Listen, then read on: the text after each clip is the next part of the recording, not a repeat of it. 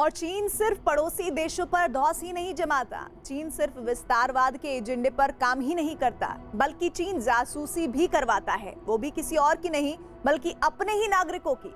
Facebook के मुताबिक चीन के साइबर जासूस शिनजियांग प्रांत में रहने वाले उन वीगर मुसलमानों की जासूसी करवा रहे हैं जो पहले से ही अत्याचारों की अंगीठी में जल रहे हैं। चौंकाने वाली बात यह कि वीगर मुसलमानों की जासूसी के लिए एक पूरी टीम काम कर रही थी, जो चीन के साथ साथ विदेशों में रहने वाले वीगर मुसलमानों की हर जानकारी चुराती थी।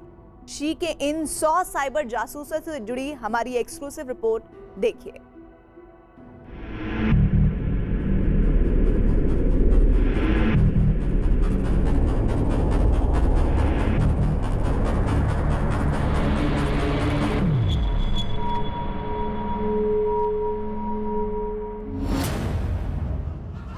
चीन की कम्युनिस्ट सरकार ने वीगर मुसलमानों का अस्तित्व मिटा देने की कसम खाई है। शी जिनपिंग ने वीगर मुसलमानों को दहशतगर्द बताकर उनका सफाया करने का प्लान बनाया है। लेकिन कुछ लोग हैं जो वीगर मुसलमानों पर हो रहे अत्याचार के खिलाफ आवाज उठाते हैं। कुछ पत्रकार, कुछ समाज सेवी और कुछ वो लोग जो शी जिनपिंग के जुल्मों के गवाह रहे हैं, वो आज भी वीगर मुसलमानों के हक की बात करते हैं। लेकिन चीन की सरकार को इनकी आवाज से चिढ़ है। शी जिनपिंग इन्हें कुचलकर वीगर मिटाओ अभियान को रफ्तार देना चाहते हैं। यही वजह है कि चीन ने वीगर मुसलमानों की साइबर जासूसी का ब्लूप्रिंट तैयार किया है। कयास लगाए जा रहे हैं कि चीन सरकार के इशारे पर कुछ हैकर वीगर मुसलमानों के कंप्यूटर या मोबाइल को हैक करने की कोशिश करते थे। गौर करने वाली बात यह है कि चीन की साइबर जासूसी के लिए वीगर मुसलमानों से जुड़े लगभग 500 अकाउंट को निशाना बनाया गया था। वीगर मुसलमानों की जासूसी करने का सच शायद कभी सामने आ नहीं पाता। पूरी दुनिया को यह पता नहीं चल पाता कि चीन वीगर मुसलमानों पर अत्याचार करने के साथ उनकी जासूसी भी करवाता है। लेकिन फेसबुक ने चीन की इस साजिश का भंडाफोड़ कर दिया। उन हैकर की पहचान कर ली जो साइबर वर्ल्ड के जरिए वीगर मुसलमानों को टारगेट करने का काम कर रहे थे। अब सवाल यह कि चीन चोरी छिपे वीगर मुसलमानों की जासूसी कैसे करवा रहा था। यकीन मानिए, चीन के हैकर बेहद शातिर तरीके से काम कर रहे थे। फेसबुक के मुताबिक चीन के हैकर या कहें साइबर जासूस सबसे पहले वीगर मुसलमानों की न्यूज वेबसाइट या ऐप की तरह एक वेबसाइट या ऐप बनाते थे। फिर वीगर मुसलमानों से इस वेबसाइट पर क्लिक कराकर उनके कंप्यूटर या मोबाइल को हैक करने की कोशिश करते थे। फेसबुक के बयान के मुताबिक चीन के हैकर यानी साइबर जासूस ताजिकिस्तान, तुर्की, सीरिया, ऑस्ट्रेलिया और अमेरिका में रहने वाले वीगर मुसलमानों को टारगेट करते थे। पिछले कुछ सालों में चीन मैन्युफैक्चरिंग का एक हब बन गया था, और खासकर आईटी इंडस्ट्री का। और चीन ने जितनी भी आईटी इंडस्ट्रीज हैं जो कंप्यूटर्स बनाती हैं, टेलीफोन्स बनाती हैं, उन सब को यह हिदायत दी हुई थी कि उनके सर्किट में एक और उनकी चिप्स में जो सर्किट है उसके अंदर एक सर्किट जासूसी का बनाया जाएगा, जिसका सीधा कंट्रोल पीएलए की आर्मी के टेक्निकल लोग करते हैं।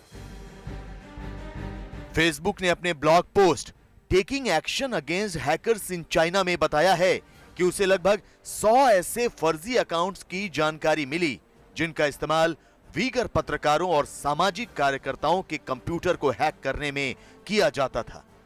लिहाजा फेसबुक ने इन सभी फर्जी अकाउंट को अब बंद कर दिया है।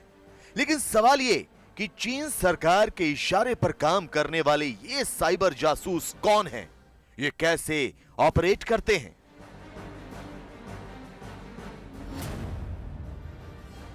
फेसबुक ने वीगर मुसलमानों की जासूसी करवाने वाले इस गिरोह का पर्दाफाश करने के लिए पूरी तफ्तीश की और जो सच सामने आया वो चौंकाने वाला था। फेसबुक के मुताबिक ये हैकर साइबर सुरक्षा की दुनिया में ईवल आई या अर्थ एम्पुसा के नाम से जाने जाते हैं। खास बात यह कि इन ईवल आई ने ज्यादातर साइबर हमले सीधे फेसबुक पर नहीं किए, बल्कि फेसबुक का इस्तेमाल करके ये हैकर निशाने पर लिए गए वेबसाइट और ऐप की जासूसी करते हैं, तो शातिर हैकर की एक पूरी टीम इस काम को अंजाम देती है। चीन ने अमेरिका की पूरी टेक्नोलॉजी चुराने की कोशिश की, एयरक्राफ्ट्स की जो डिजाइन्स हैं वो चुराए, जिससे उसने अपने जहाज बनाए। चीन ने कोविड-19 के टाइम पर जितने भी देश वैक्सीन के अंदर आगे प्रोग्रेस कर रहे थे, उस वैक्सीन का फॉर्मूला चुराने की कोशिश की। चीन ने पिछले चंद सालों में ऑस्ट्रेलिया के ऊपर भी कई बार साइबर क्राइम किया, और यह सब चीन करता है अपनी इस आईटी कंपनीज की चिप्स के अंदर एक सर्किट डालकर, कि जब भी कोई इस्तेमाल करे, चाहे कंप्यूटर और चाहे फोन, जितना भी डाटा है वो सब का सब चीन के पास चला जाए।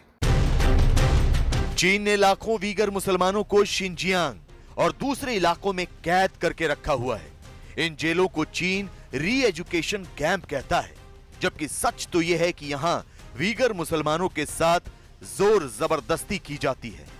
उनका मजहब, उनकी भाषा छुड़वाई जाती है, उन्हें जबरन नास्तिक बनाया जाता है। चीन के इन टॉर्चर कैंप में बच्चों को उनके मां बाप से जुदा कर दिया जाता है। उन्हें सरकारी अनाथालयों में रखकर उनका ब्रेन वॉश किया जाता है। मकसद ये कि वीगर मुसलमानों की अगली पीढ़ी के अंदर से उसके पूर्वजों की धार्मिक और सांस्कृतिक पहचान पूरी तरह खत्म कर दी जाए।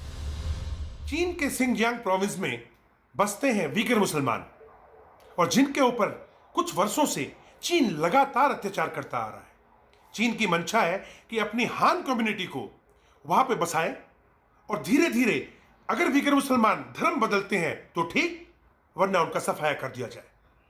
हाल ही में अमेरिका ने इसके खिलाफ आवाज उठाई, जिससे चीन तिलमिला उठा। मेरा तो यह मानना है कि सही टाइम है अब भारत को भी वीगर मुसलमानों के लिए आवाज उठा देनी चाहिए।